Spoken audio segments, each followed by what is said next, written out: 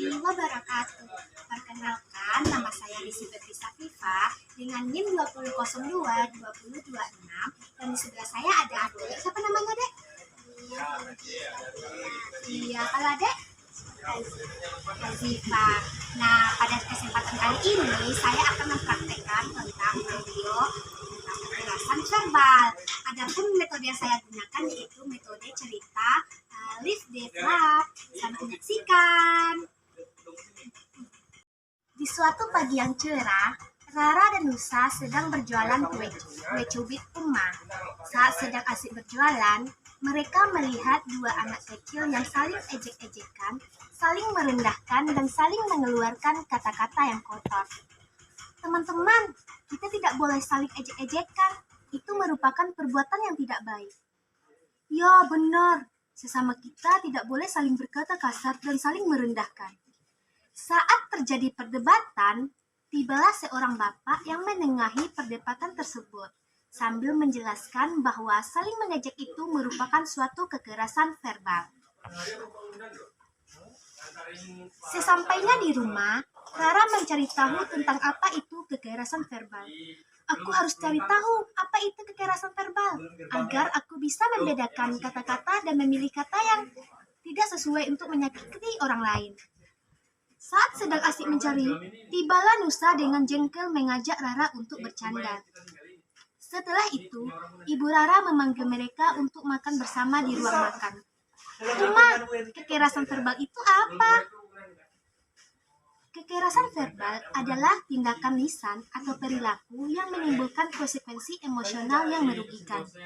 Apa contoh dari kekerasan verbal itu, Uma? Abah? Contoh dari kekerasan verbal yaitu mengejek, menghina, dan merendahkan. Di lain waktu, Rara pun berbicara. Ibu, Rara nggak suka sayur. Dasar, sayur itu sehat loh. Kalau gitu, Uma nggak perlu memasak. Nusa, kamu tidak boleh berbicara seperti itu kepada Rara. Kamu itu merupakan salah satu bagian dari kekerasan verbal. Berarti itu termasuk dalam perbuatan yang tidak baik kan, Uma? Jadi, apa saja yang menyebabkan kekerasan itu terjadi, Uma? Kekerasan verbal itu dapat terjadi karena faktor pendapatan orang tua, faktor pengetahuan, dan lingkungan. Jadi, apa dampaknya, Uma? Jadi, dampak dari kekerasan verbal, anak akan mengalami gangguan emosi, anak akan senang menyendiri, sering mengompol, sulit tidur, kesulitan dalam belajar, dan masih banyak lagi. Contoh lain dari kekerasan verbal itu apa, Uma? Menjuluki dengan kata kasar termasuk kan, Uma? Rara sangat bersemangat mendengarkan jawaban dari Uma.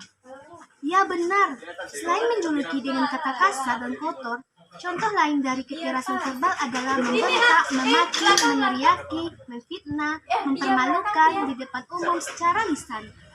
Jadi, bagaimana mencegahnya, Uma? Hal yang dapat kita lakukan yaitu kelola emosi.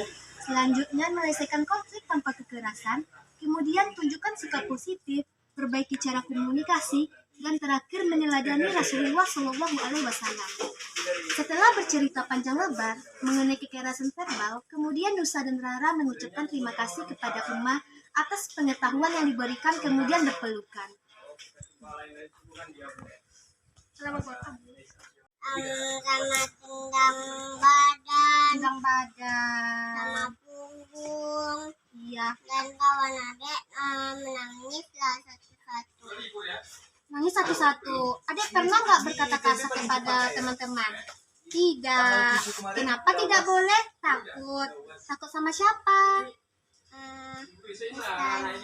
Oh, takut sama ustazah.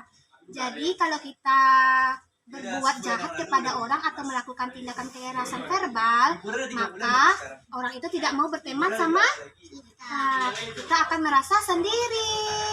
Fokus belajar kita akan berkurang.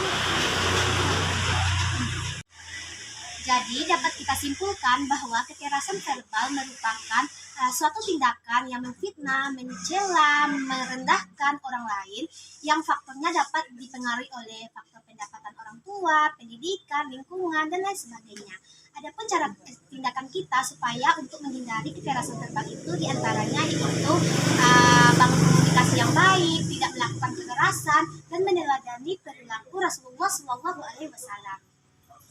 Dan video ini saya buat, saya mohon maaf atas kesalahan kata atau perbuatan. Kami tutup dengan mengucapkan Assalamualaikum warahmatullahi wabarakatuh. Sampai jumpa.